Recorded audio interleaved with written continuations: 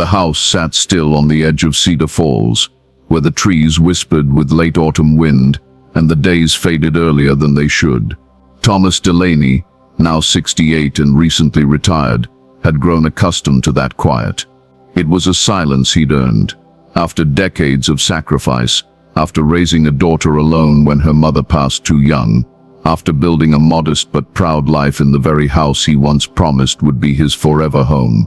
But forever, he'd come to learn, was a dangerous word, especially when spoken around people who viewed loyalty as leverage. It was a Friday when the phone rang.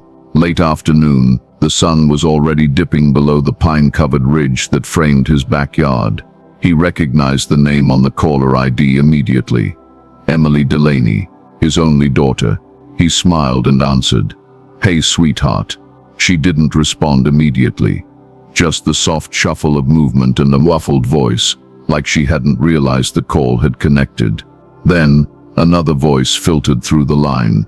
Male, familiar. Jake, her husband. He doesn't even need the house anymore. He barely uses half the rooms. It's a waste, Em. Thomas froze. Emily whispered something back, too soft to catch. But Jake responded, louder this time. Just talk to him. Tell him it's time, that he should be somewhere more manageable. We could put him in Westbrook. It's clean, it's quiet, and he'll have staff around if something happens. Thomas's hand tightened around the phone. He wasn't on mute. They had no idea he was listening. Jake kept going casually. And once he signs it over, we can list the house. It'll fetch at least $850K, maybe more. That's college for the twins. Maybe even the cabin we've talked about. Come on, babe. He's your dad, not dead weight. Emily laughed softly. I know. I'll talk to him this weekend. That was it. Thomas pressed end call with a numb thumb, stared at the screen, and let the silence rush back in. But this silence felt different. It wasn't peace anymore. It was betrayal. He stood in the middle of the kitchen, the phone still in his hand. The same kitchen where Emily used to sit on the counter with scraped knees while he made pancakes on Sundays. The same counter where she tearfully signed her college application to Washington State. The same room he had repaired after her mother's passing, because he couldn't bear to let the home fall apart when their family already had. Now she was planning to ship him off like old furniture, with a brochure-ready smile and a price tag on his memories. He didn't cry. He didn't scream.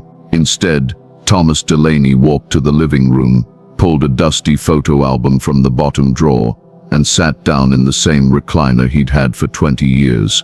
The leather creaked under him, familiar and worn. Page after page, he flipped through images.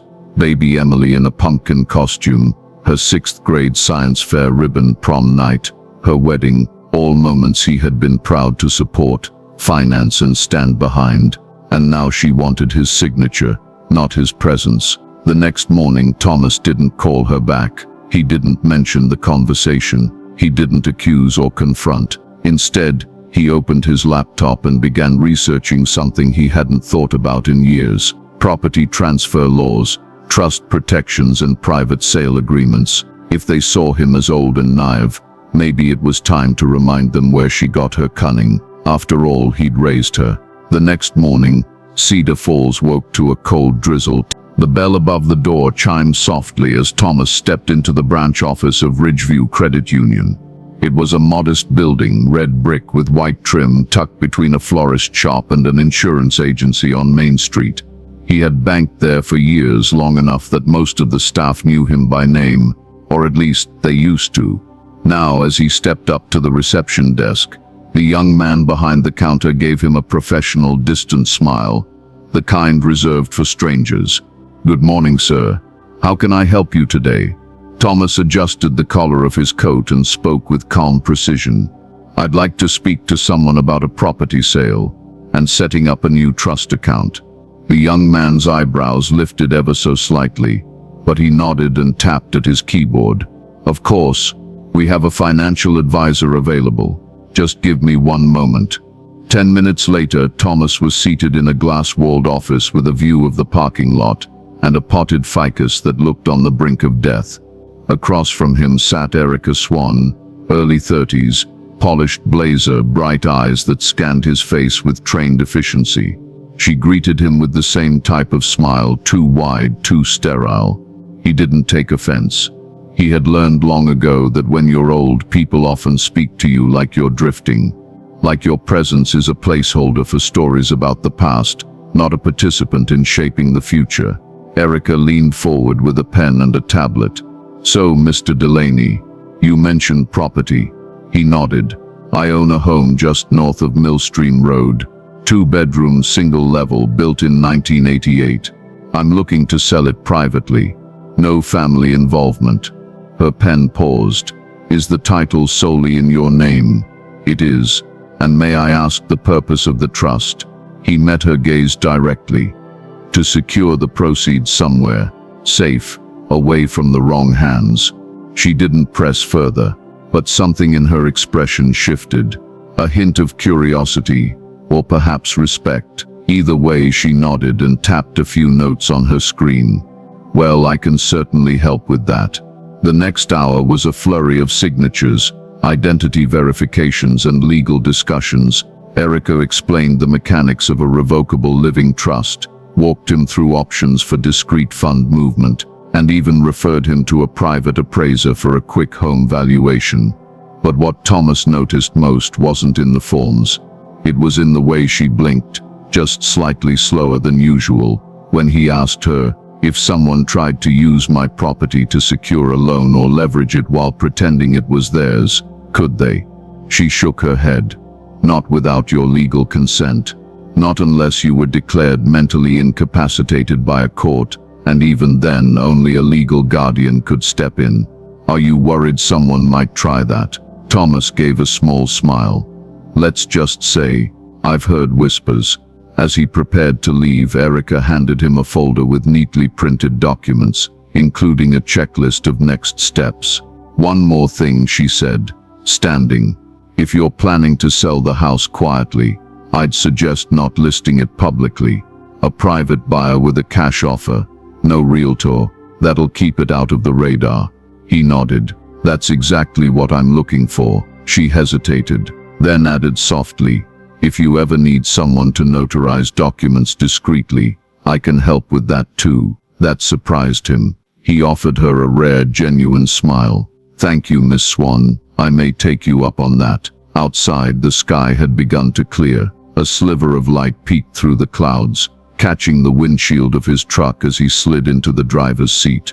For the first time in days, Thomas felt something close to control. He wasn't just reacting anymore. He was moving with quiet purpose beneath the surface of his daughter's expectations. She thought she was 3 steps ahead, but she never noticed where she learned to move in silence. The knock came just past 10 on Saturday morning. Not loud or urgent, just 3 polite taps on the front door. Thomas had been expecting it, in the way a soldier anticipates a battle not scheduled but inevitable. He took one last sip of coffee, placed the mug on the counter, and moved toward the entrance, each step slow and steady, like a man preparing for a conversation he couldn't afford to lose. He opened the door. There stood Emily, wrapped in a long wool coat, her auburn hair pulled back into a neat bun. A tight smile touched her lips, the kind you wear when you're about to ask for something and want to disguise it as care.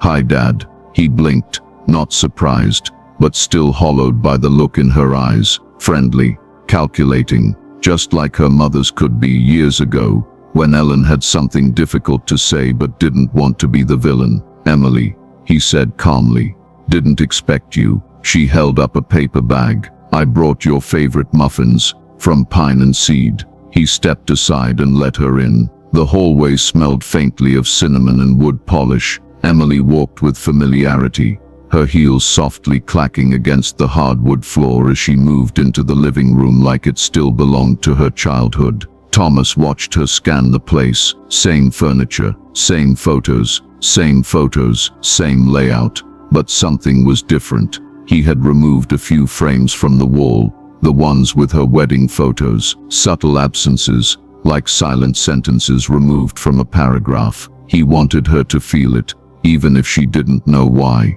They sat across from one another at the kitchen table. She unwrapped the muffins and placed them on a plate, pouring coffee into the chipped green mugs he always used when guests came over. It was all so rehearsed. I figured we haven't had a real chat in a while, she said, stirring cream into her cup. Life gets away from you, doesn't it? Thomas nodded.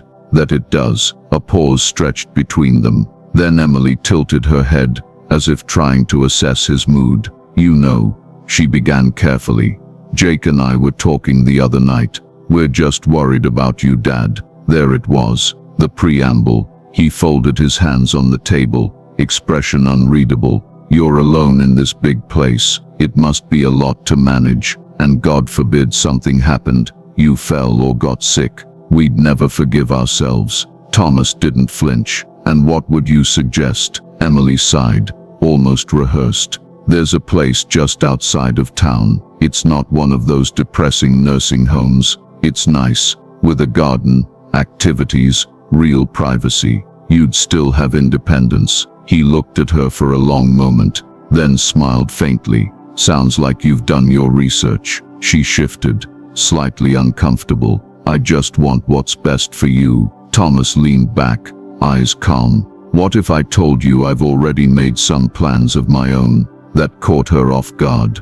Oh, like what? He stood and walked to the counter, pulling out a folded sheet of paper from a drawer. It was blank, but he let her think it was something official. He tapped it against the counter, eyes on her. Let's just say, I've started taking things seriously. Started planning, estate, property, all of it. Emily smiled too quickly. That's great. Honestly, that's all we wanted. For you to feel safe and supported. Thomas nodded. You know, he said quietly, your mother once told me, the people who rush to help you with paperwork are often the ones who already have a pen in their hand. Emily blinked. She laughed nervously.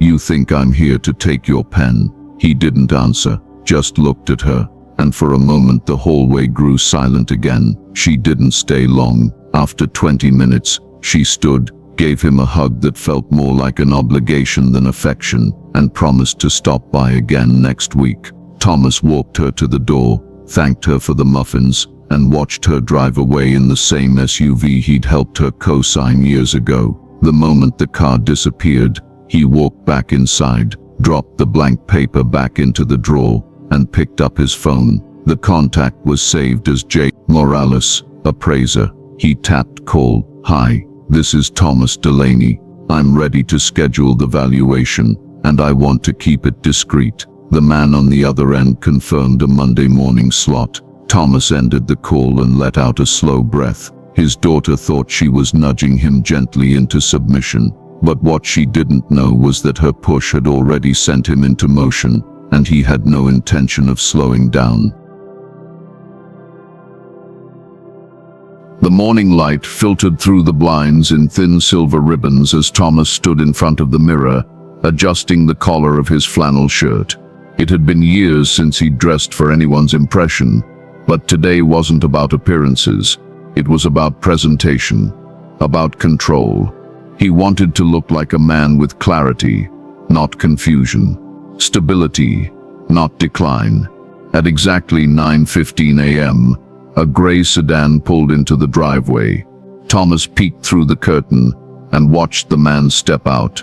Mid-40s, clean-shaven, clipboard in hand, casual blazer over jeans. No nonsense, but not stiff. Just the way Thomas had hoped. He opened the front door before the man even knocked. Mr. Delaney, the man asked. That's me. You must be Javier Morales. The man offered a firm handshake. That's right. You mentioned wanting a discreet private appraisal. I'm here to walk the place and give you my honest take. Thomas nodded. Appreciate you coming on short notice. The tour began in the living room, where the worn recliner still sat like a loyal friend. Javier took a few photos, scribbled notes, and asked polite, neutral questions. How long have you been the sole owner? 33 years, Thomas replied. Moved in the year after my daughter was born. Original roof. Replaced in '09. They moved room to room. The guest bedroom, The kitchen with its aging oak cabinets, the master bath where Ellen's favorite lavender soap once sat untouched after she passed. Thomas felt her absence with every footstep, but he kept his voice steady, his movements calm. He was learning that revenge didn't have to be loud. Sometimes it moved through quiet preparation. They stepped out into the backyard next. The November chill had painted the grass in dew, and the rose bushes clung to the last remnants of their season. "This yard's in great shape," Javier noted. "Fencing intact, no visible cracks on the foundation line. That'll boost value." Thomas nodded, watching a squirrel dart across the fence. "I wanted it to be something worth handing down," he said slowly. "Turns out, not everyone sees value the same way." Javier glanced up, sensing the weight in his tone. "Well," he said, not unkindly, "some houses stay in families, others become the reason families break." Thomas gave a thin smile. "Ain't that the truth?" Back inside, Javier finished up his checklist, sat at the kitchen table, and pulled out a sleek tablet. After a few minutes of typing, he looked up. "Ballpark, you're looking at around $865,000, maybe more depending on market timing. Solid bones, great location, minimal upgrades needed." Thomas exhaled, more slowly than he meant to. The number hit harder than expected, not because of greed, but because of how easily it confirmed what Emily and Jake had been circling like vultures. He wasn't just a man to them, he was liquidity. Javier folded his hands. "I don't know the story behind this appraisal, Mr. Delaney, but from the way you walked through this house, I can tell it mattered to someone." "It still does," Thomas said, "but maybe not to the people I thought." Javier nodded once, then lowered his voice slightly. "I've worked with people in delicate situations. If you need a quiet sale, off-market, I know a couple of direct buyers, no open houses, no signs on the lawn. You name the price, they'll bring cash." Thomas leaned back in his chair. "That's exactly what I want." After Javier left, Thomas sat alone for a long while, the sun climbing slowly toward its mid-morning perch. He picked up the appraisal summary, traced a finger along the printed number, and then slid it into a folder marked simply, "Personal." He walked to his home office, a room Emily once used for crafts when she was 12, and opened the locked cabinet drawer. Inside was the new trust agreement Erica Swan had helped him create, along with an envelope of personal savings and a new bank routing form. Everything was being repositioned, not out of spite, but out of necessity. They had assumed his age made him soft, that his silence was surrender. But Thomas was reminding himself now, every day, that silence was sometimes just the sound of planning. The phone buzzed on the table, a text from Emily. "Hey Dad, just checking in. Let me know if you need anything. Jake and I were thinking we should come by again this weekend, maybe go over a few things with the house." Thomas stared at the screen, then calmly locked the phone without replying. It was Thursday afternoon when the knock came, sharp, unannounced, and heavier than last time. Thomas had been reviewing trust transfer documents in his office when it echoed down the hallway. He paused, eyes narrowing. He wasn't expecting anyone, not today. When he opened the door, Emily stood there again. No muffins this time, no gentle smile. She wore a navy pea coat and clutched her phone tightly in one hand, the screen still glowing as if she'd just used it for directions. "Hey Dad," she said, her voice a little too upbeat. "Hope this isn't a bad time." Thomas looked at her for a beat longer than usual, then stepped aside. "It's your house too, remember?"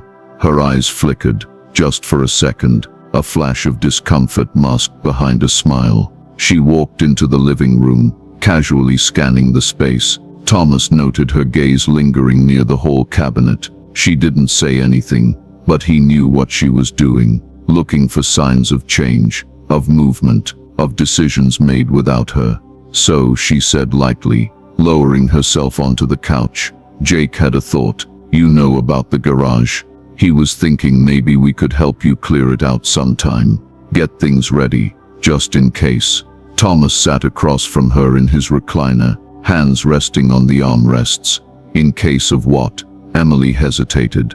Well, just, if you decide to make some transitions. It's a big place. We're just trying to help.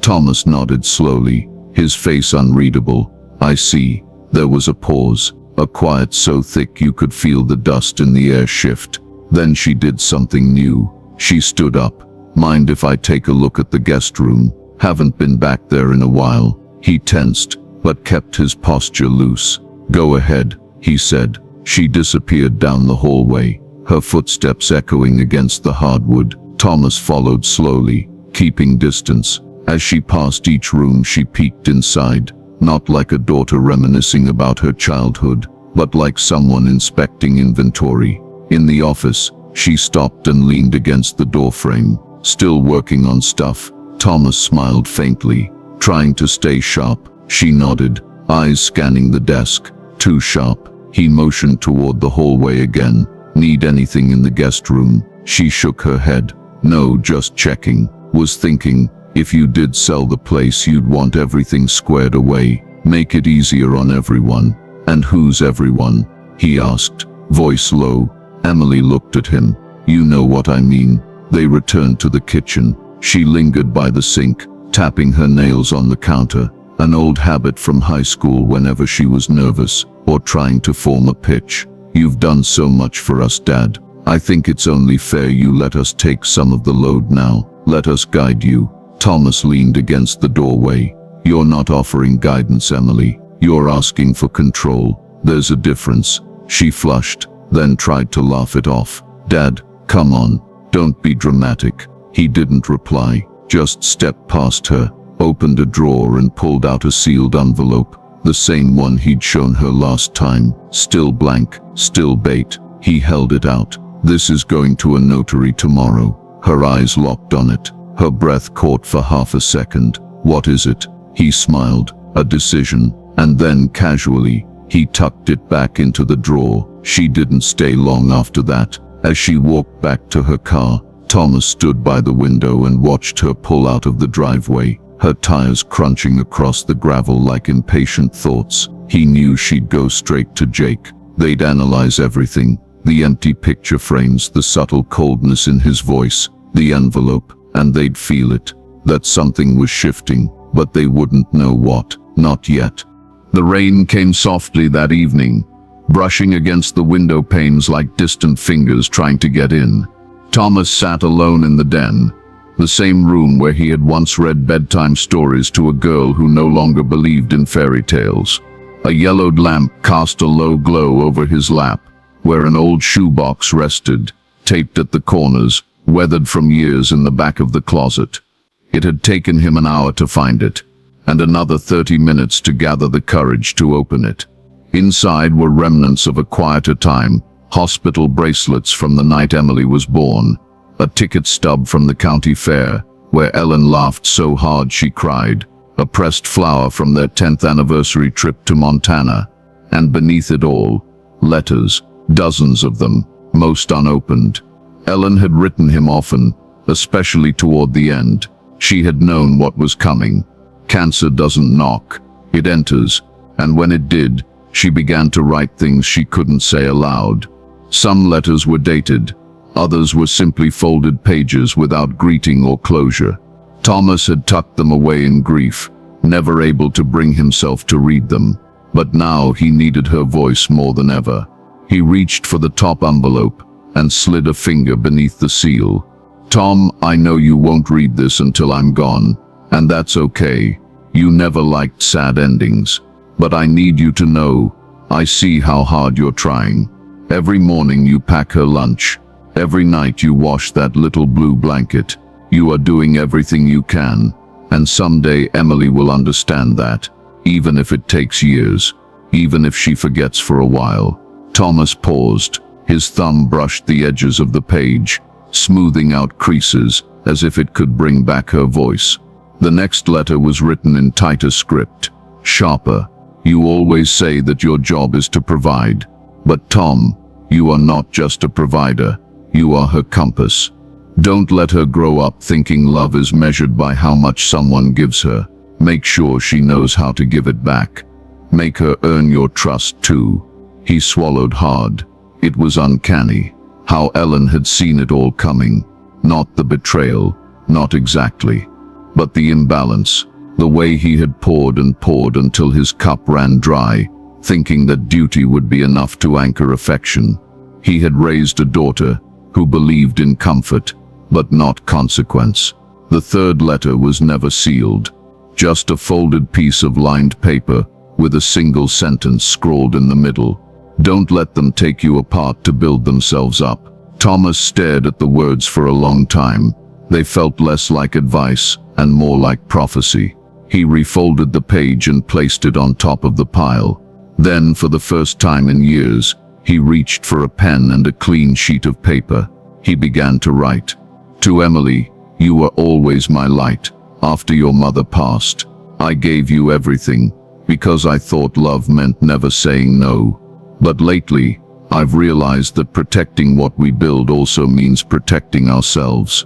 This house was never about property. It was about presence. I hope someday you'll see that, and if not, I'll carry that grief alone, like I did before, but I won't let it cost me twice." He signed his name, folded the paper, and slid it into a blank envelope. This time it would be delivered, not as a warning, but as a boundary.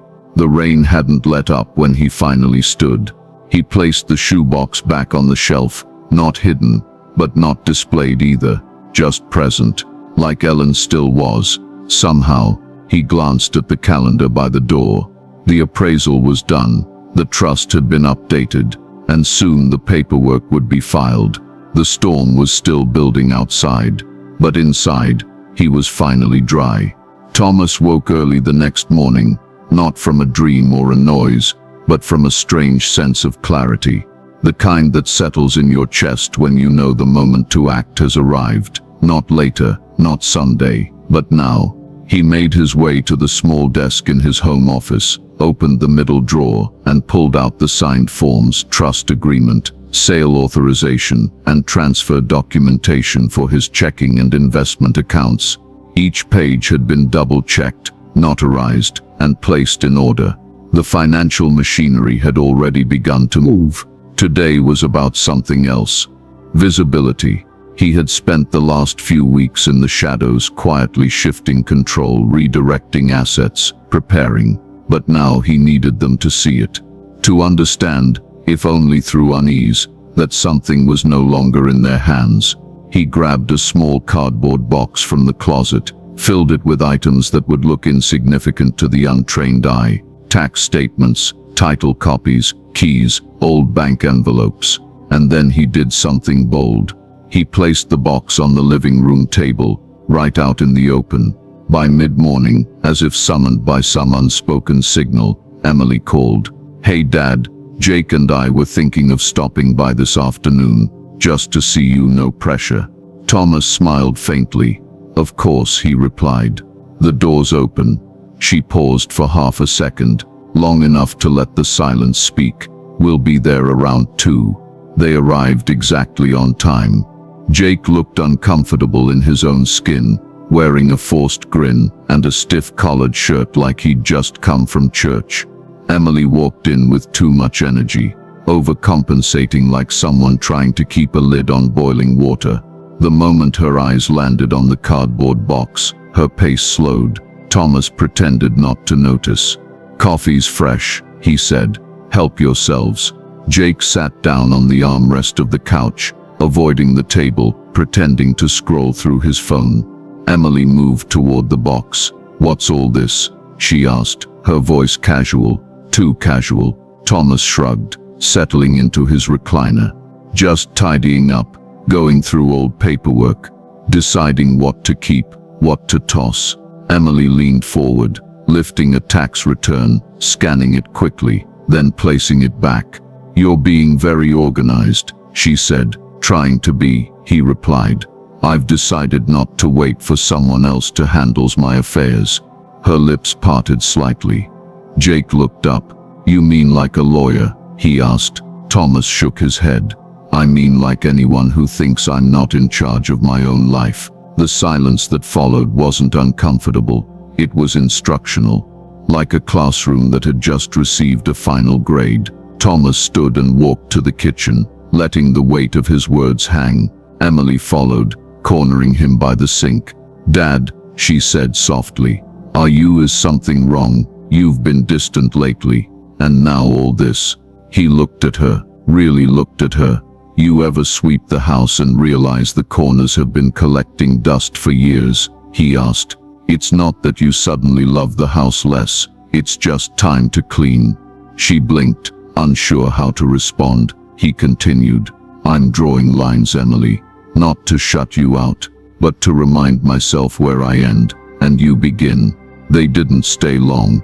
Jake excused himself first, mumbling about a call he needed to take. Emily lingered a little longer, her eyes moving from the box on the table to the photos still on the mantel, now fewer than before. She finally stepped toward the door. "If you ever want help going through those papers, I know who to call," Thomas said. She flinched, then left.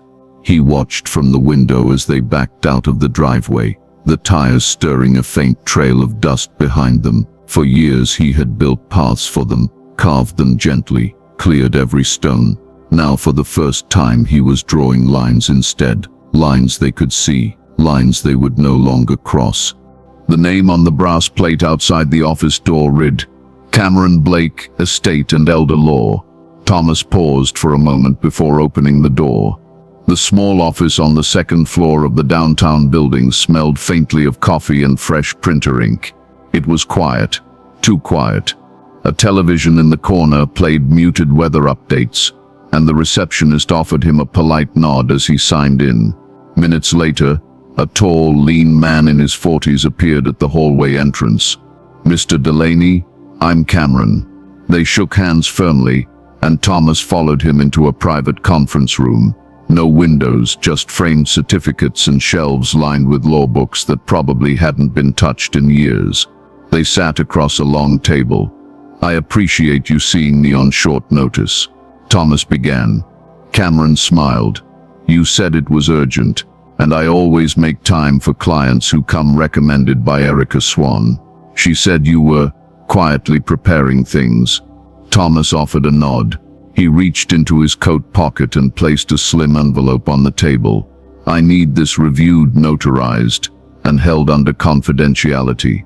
No family disclosures, unless by my instruction." Cameron opened the envelope and scanned the contents. A formal notice of property transfer intent, a clause that added a secondary beneficiary, not a relative, a sealed copy of the home appraisal, labeled private market value, and a letter, unsigned, titled Revocation of Informal Power. Cameron's brow lifted slightly. "You're changing your successor trustee to someone outside the family." "I am, and you want this kept out of public records until the transaction is finalized." "Exactly." The attorney leaned back. "That'll make waves, Mr. Delaney." Thomas looked him straight in the eye. "Good. I'm done keeping the waters calm."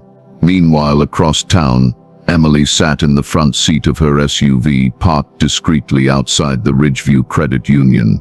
Her fingers tapped nervously on the steering wheel as she stared at the glass doors. She had tried calling her father twice that morning. No answer. She'd left a voicemail. Casual, sweet, vague, still no reply. Something was wrong, or more accurately, something was being hidden. She reached for her phone and opened a contact. Erica Swan, financial advisor. Her thumb hovered over the dial icon. Then she tapped. It rang twice. "Ridgeview Credit Union. This is Erica." Emily smiled into the phone like it was second nature. "Hi, Erica. This is Emily Delaney, my dad's daughter. I was just wondering if you had a moment to talk about some recent updates he mentioned. He said you were helping him organize some things." Erica paused, her voice suddenly formal. "I'm afraid I can't disclose client information, Miss Delaney. Your father's account is private." Emily's tone tightened. "Oh, of course, I understand. It's just, He mentioned some transitions and wanted us to help. I figured you might have some guidance. I wish I could assist, Erica replied firmly. But unless your father gives written permission, I can't speak on his records. Emily's jaw clenched. No worries. Thank you anyway. She hung up. Her fingers gripped the steering wheel tighter. If the front doors were locked, she'd find another way in. Back at the attorney's office, Thomas finished signing the last page. Cameron slid the papers into a thick file folder and locked it in a drawer behind his desk. All sealed, he said, and I'll initiate the final review for your trust amendment by Friday. Thomas nodded. Once that's in place, notify the title office. And if anyone tries to challenge this before it's finalized, I want to be informed immediately. You'll be the first to know, Cameron assured him. As Thomas stood to leave, he turned back and added, one more thing. Yes, if anyone asks about me here, tells you their family, or even tries to bluff their way through the front desk. He paused. Tell them I said hello, and then tell them nothing else.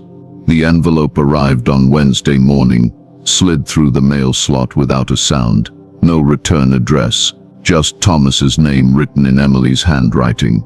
Delicate cursive that tried to look casual but revealed too much effort. Inside was a folded note. We're hosting a small dinner Friday night. Just family. Would love to see you. Jake is grilling. 6:30. Love, Emily. No mention of why. No hint of what it was really about. Thomas placed the card on the table, next to his reading glasses, and stared at it for a long moment. The words were warm. The tone wasn't. It read like an invitation. It felt like an ambush. He didn't reply. Didn't call. He simply arrived at 6:29 on Friday, a bottle of wine in hand and calm stitched into his every step. The house buzzed with that odd blend of cheer and tension that only happens when people are pretending not to fight. Jake was in the backyard, fussing over the grill like it was a negotiation. Emily greeted him at the door with a kiss on the cheek and a too-wide smile. You came, she said, as if surprised. You invited me, Thomas replied evenly. He stepped inside. The walls were painted in trendy grays, new art hung in the hallway, and the scent of lemon oil masked something deeper, maybe desperation. Dinner's almost ready, she said, leading him to the table. Just the four of us tonight. Thomas arched an eyebrow. 4? Jake's cousin Ryan was already seated, sipping a beer and scrolling through his phone. Emily brushed it off. Oh, you've met Ryan. He's just here for the weekend. Thomas nodded slowly. Ryan was harmless, but the numbers mattered. 4 felt curated, staged, balanced just enough to pretend the evening wasn't a trial. Dinner began with light chatter, weather, traffic, football, but it wasn't long before Emily tried to steer the conversation. So, Dad, she began, spearing a grilled asparagus. You've been keeping busy lately. Thomas cut his steak calmly, trying. Any big projects? He met her eyes. Just tying up loose ends. Jake jumped in with a forced chuckle. You know, we've been talking about the market lately. Houses in your area are really shooting up. You'd probably make a killing right now. Thomas dabbed his mouth with a napkin. Funny. I was told once that value is more than what someone will pay for something. It's what it cost you to let go. Emily's smile faltered. Ryan looked up from his phone. Jake pressed forward. Still, might be a good time to plan ahead. You know, just in case something unexpected happens. Don't want things to get complicated. Thomas set his fork down gently. What exactly are you expecting to happen? The question hung in the air like a sudden shift in temperature. Emily leaned in. Dad, we're just concerned. You've been acting different, secretive. We don't want to be shut out if something happens. There it was. Not concern. Control. Thomas leaned back, wine glass in hand. I've lived long enough to know when people say we're just worried, they usually mean we're not in control. Emily flinched, visibly.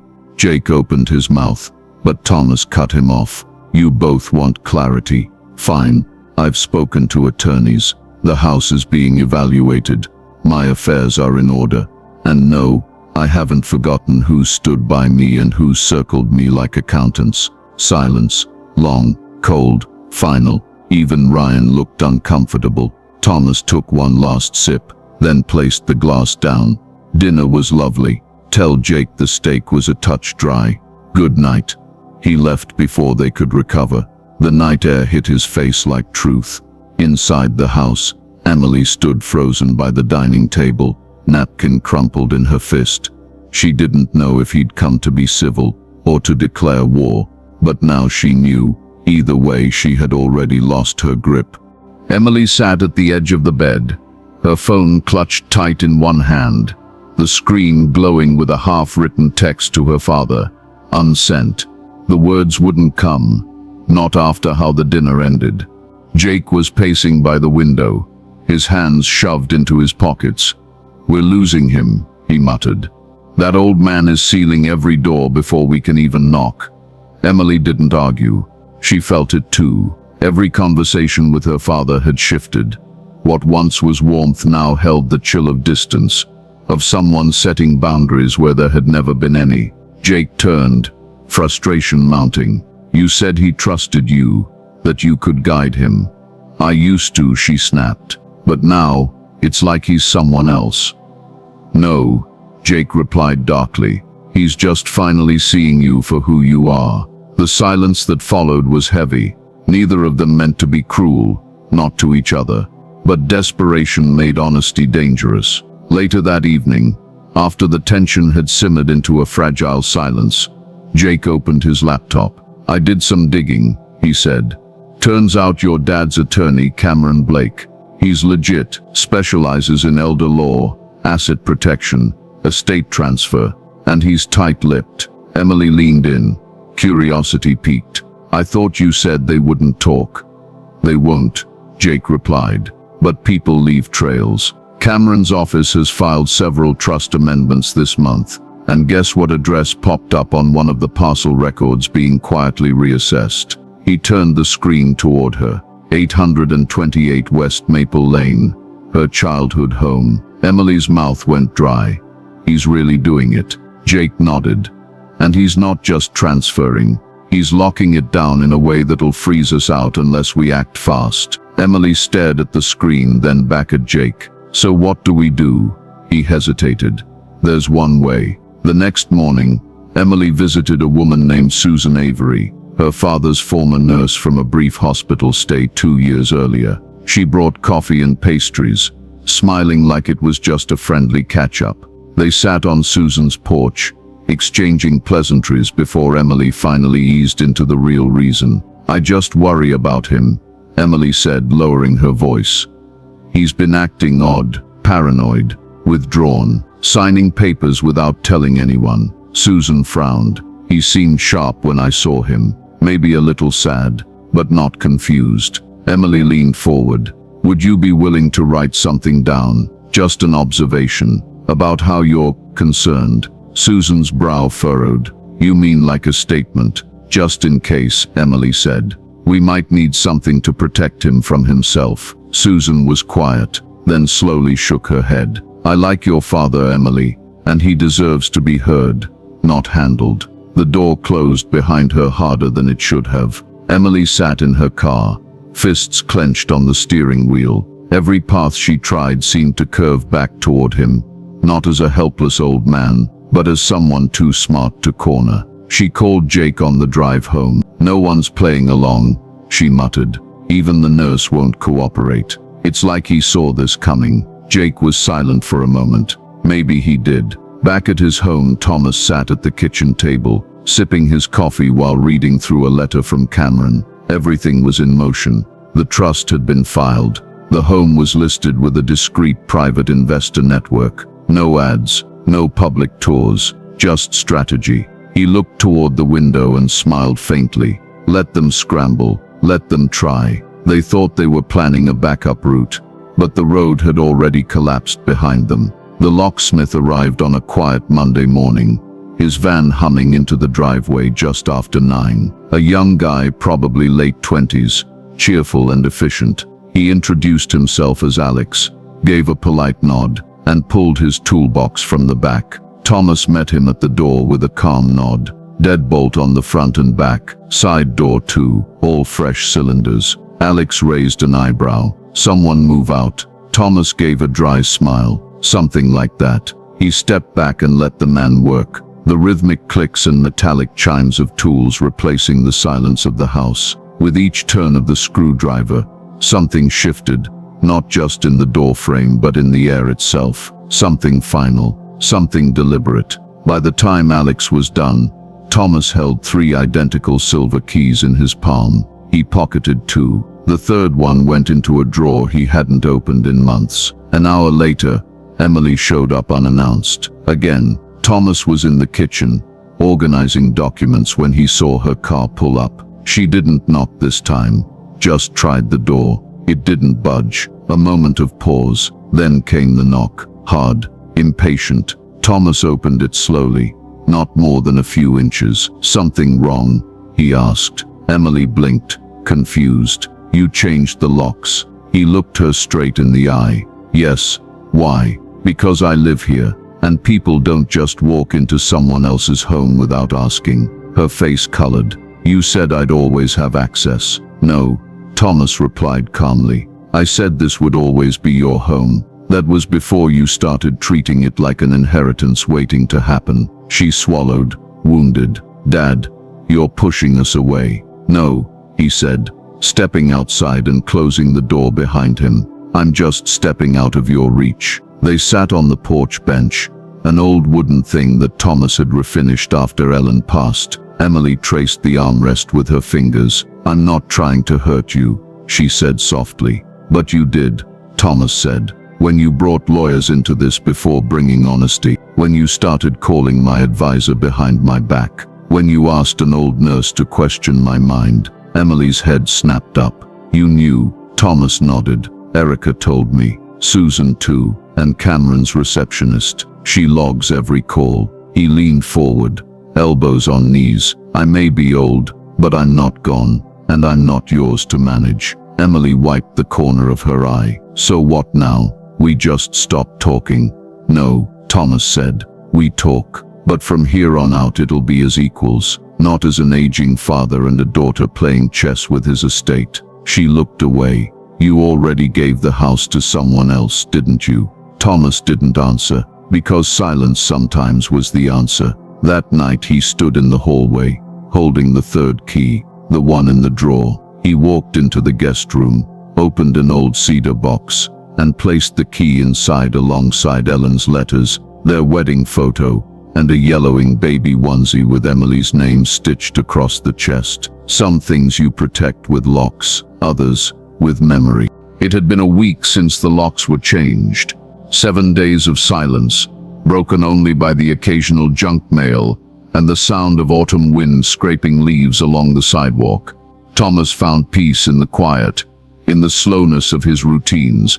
No more surprise visits, no guilt-laced phone calls, no backdoor attempts at control. But peace never lasts forever. Not when pride is wounded, not when desperation sets in. Friday afternoon, he got a call from an unknown number. He almost ignored it, but something in his gut told him to answer. Mr. Delaney, a crisp male voice asked. This is Aaron Marks. I'm a real estate broker representing a private buyer with interest in your property. Thomas leaned back in his chair, eyes narrowing. Private buyer? Yes, sir. They're willing to offer a substantial figure for the home above current market value. No inspections. Cash deal. Close in under a week. Thomas didn't laugh, but he wanted to. And who exactly is this generous buyer? The voice paused, just a beat too long. I'm not authorized to disclose that, but I can say the buyer has personal ties to the area. Of course they did. Thomas exhaled slowly through his nose. Let me guess. They also want to keep the transaction private. Correct. How convenient. He ended the call politely but firmly, jotting down the number before hanging up. 3 hours later, Emily showed up at his door. No smile this time. No card or muffins. just a woman who had tried every other tactic and now stood on the edge of surrender. "Can we talk?" she asked. Thomas opened the door just enough for his voice to pass through. "I already spoke to your broker." She blinked, caught off guard. "I just thought maybe we could make a fair offer. From family to family, before it's too late." He stepped out, shutting the door behind him. "I told you, Emily, this was never about money. You're being unreasonable." "No," he said, "I'm being free." She stood silent for a long moment, then finally reached into her coat and pulled out an envelope, thin, sealed, unmarked. "This is everything we have," she said. "Savings, investment pools, the equity line. We want the house. We're willing to prove it." Thomas took the envelope, held it, weighed it, then he handed it back without opening it. "You never wanted the house," he said. "You wanted the power it gave you." Her lip trembled. "Dad," but he had already turned. "Goodbye, Emily." That night Thomas sat on the porch with a glass of red wine and watched the stars emerge between drifting clouds. The chill in the air hinted that winter was coming early this year. But for once he wasn't afraid of the cold. Inside, everything was in motion. The trust was complete. The title was locked, and the final chapter was nearly written. The first snowfall came early that year, quiet, soft, and without warning. It blanketed Cedar Falls in silence, turning the world into a muted sketch of white and gray. Thomas watched it fall from the living room window, coffee in hand, warmth in his chest despite the chill outside. There was something poetic about it, the past gently being covered, the present standing still, and the future ready to be walked upon. 2 days after Emily's failed offer, Thomas made one final visit to the law office. Cameron Blake met him with a firm handshake and a knowing look. "I assume we're filing the last piece." Thomas nodded and pulled out a sealed envelope. It wasn't a revocation. It wasn't a sale agreement. It was a letter, typed, signed, notarized, a gift deed, but not to Emily, not to Jake, not even to family. A week earlier, Thomas had reached out to someone from his past, a woman named Marla Jennings. She had been Ellen's college roommate. A widow now, retired, and known in the community for running a shelter for abused women and displaced seniors. Thomas had watched her quietly over the years. Her nonprofit barely stayed afloat. Donations were sporadic. The building was old, but her mission, that never wavered. So he decided to give her something she could never afford, the house, not for her to live in, but for her to use as a transitional space for women restarting their lives. A home, quite literally, for those who needed one most. The gift deed transferred full rights, bypassing probate, ensuring permanence. It came with a clause: the house must always serve those in need, never be resold, never exploited. It would never belong to people who saw it only as equity. "Are you sure about this?" Cameron asked, reading the final line aloud. Thomas smiled. "She won't take it for granted. And your daughter, she made her choices." He paused. "And now I've made mine." 3 days later, the story broke quietly in the local paper. Veteran donates family estate to Cedar Shelter Initiative. The photo showed Thomas shaking Marla's hand on the front porch, both smiling beneath the frost-tipped eaves. The story went viral in town. Strangers sent letters. Former neighbors stopped by with casseroles. Even the mayor called. Emily saw it on her phone while waiting in line for coffee. She didn't cry. She didn't scream. She simply stared at the screen for a long, hollow moment before turning it face down. The house was gone. But more than that, the story now belonged to someone else. Her narrative of inheritance, erased, replaced by legacy. Back at home, Thomas stood in the empty hallway, now cleared of photos, rugs, and memory-laced clutter. The keys sat in a bowl by the door, one final set waiting to be handed over. He didn't need to say goodbye. He had already said what mattered, with silence, with ink, with action. He stepped outside, locked the door, and didn't look back. 3 weeks had passed since the story ran. The snow had deepened, blanketing the town in white stillness, muffling noise, movement, even regret. Thomas had quietly moved into a smaller rental on the outskirts of Cedar Falls, a modest place with creaky floors, wide windows, and a view of the hills he once hiked with Ellen. He hadn't spoken to Emily since the transfer, and she hadn't tried, until now. She came not to visit, but to collect. Officially, she claimed it was to retrieve some old photo albums, maybe a few keepsakes, but Thomas knew better. Grief over inheritance doesn't always look like tears. Sometimes it looks like tidy boxes and practiced smiles. She entered the old house, now owned by someone else, used for something better, with measured steps. A volunteer let her in and directed her to the back closet, where a few labeled containers had been set aside before the property was repurposed.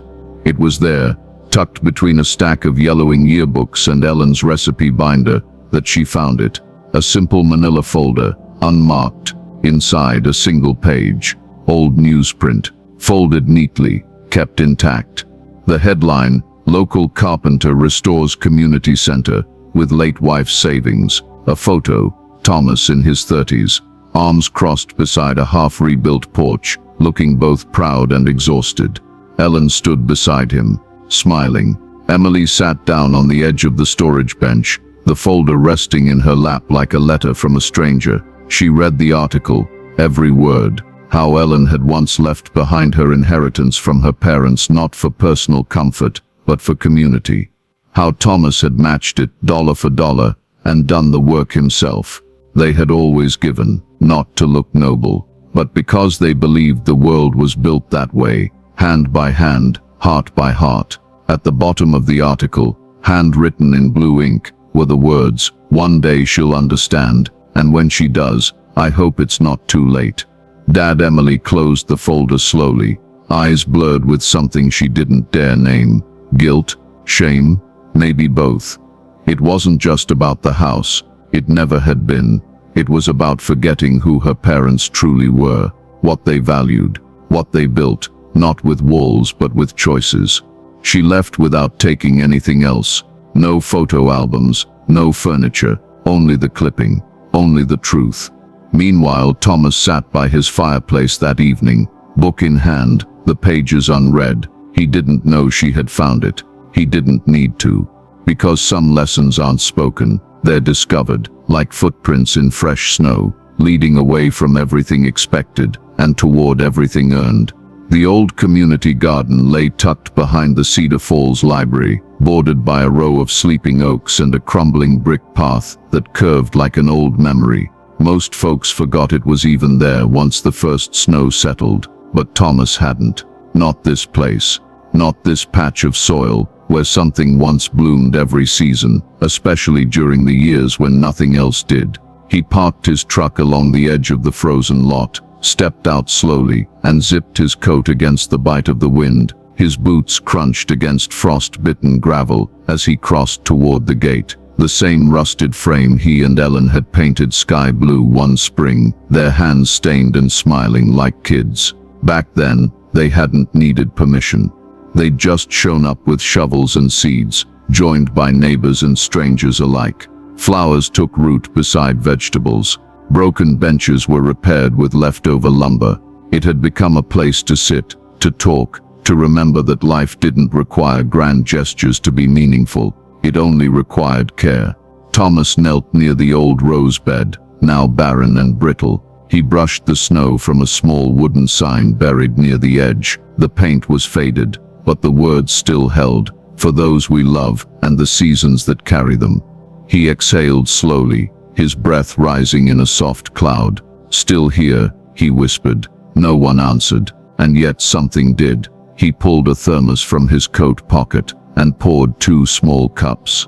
Steam rose gently as he placed one on the edge of the bench beside him, Ellen's bench, then took a sip from his own. "I did what we said we would," he murmured. "Gave it to someone who would use it, not hold it." The wind shifted, tugging softly at his collar. Somewhere in the distance, a child laughed. A dog barked. Life continued, and for once he didn't feel behind it. He felt part of it. He reached into his coat again and pulled out a tiny envelope, worn at the corners, sealed with a red wax stamp Ellen had once used to decorate birthday cards. He didn't open it, just buried it right beneath the rose bed, the final seed. As he stood to leave, a woman walked by with a small child in a sled. She nodded politely. He returned the gesture. "Cold morning," she said. "Depends on what you're carrying," he replied with a soft smile. She tilted her head. "Were you part of the group that started this place?" "I was. It's beautiful, even now." Thomas looked around, at the skeletal trees, the iced paths, the empty plots, and nodded. "Yes," he said, "especially now." The apartment above the hardware store smelled faintly of cedar and pipe tobacco, traces of Thomas that lingered long after he'd moved out. Emily hadn't planned on coming here, but after Marla Jennings confirmed the house had been legally transferred, and after the newspaper clipping made its quiet impact, curiosity had given way to something softer. Regret. She'd asked for access to gather the last of her father's paperwork. Marla, surprisingly warm despite the circumstances, had allowed it. "Take your time," she said gently. He kept things tidy, but you might find a drawer or two that still remembers him. Emily smiled faintly at that. The idea that drawers could hold memory wasn't new to her, just forgotten.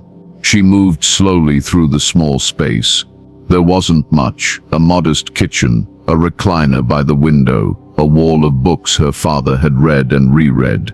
No television, just a radio, a chessboard, and a wooden file cabinet in the corner. It was unlocked. She hesitated, then opened it. Inside were tax documents, insurance forms, and a thick manila folder labeled simply "Letters." She lifted it out, expecting old holiday cards or maybe some forgotten correspondence with Ellen's sisters. But instead she found pages, dozens of them, all addressed to her. The top letter was dated 5 years prior.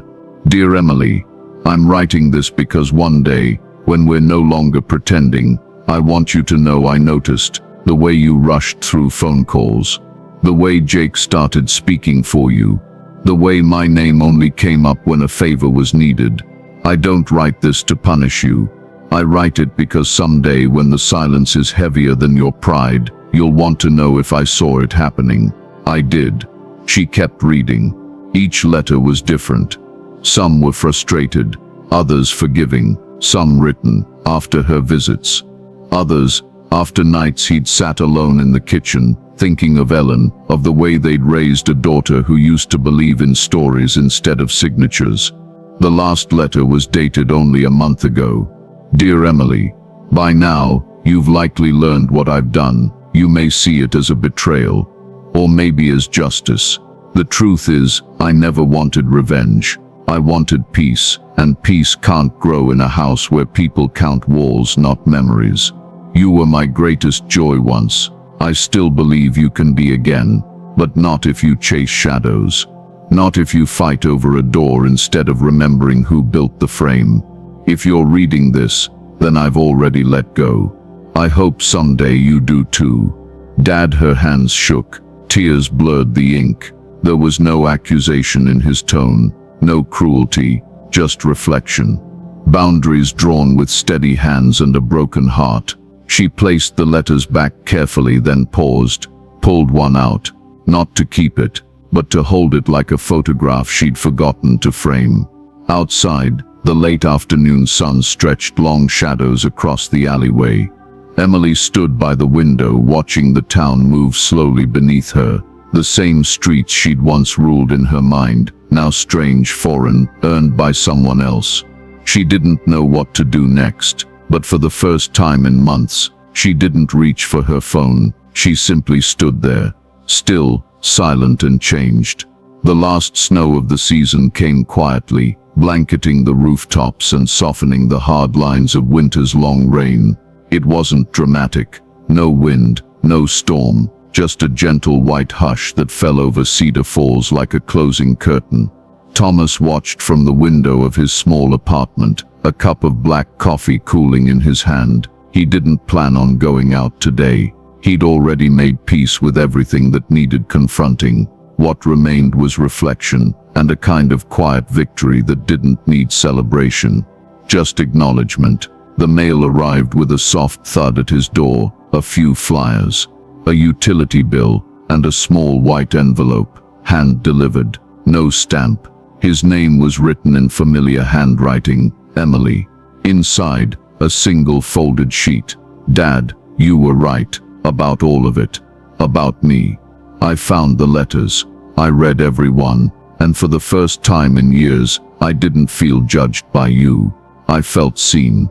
I know now that you didn't shut the door to punish me. You shut it to protect what mattered, to remind me what we built was never about the house. I may have lost it, but I think I've found something else, something I needed more. I won't ask for anything, but if you ever want to walk that garden again, I'd like to go with you. Love, Emily. Thomas sat for a long time, the letter in his lap, untouched coffee by his side. There were no tears, no speeches, just a deep inhale and a slow nod. He didn't need to reply today. She had written her first true letter. That was enough. Weeks passed. Spring arrived. The community garden came to life again. Women planting tomatoes alongside retirees. Children painting new signs for the raised beds. Marla invited Thomas to speak at the season opening, but he declined. He just showed up quietly and helped install the new bench. The plaque read, "For those who choose to build, not take. Thomas Delaney." He didn't say much that day, but Emily came. She brought 2 cups of coffee and no expectations. They sat side by side on the new bench, the garden blooming around them, their silence filled with more meaning than all their past arguments combined. There was nothing to fight over now, only something to remember and something new to plant.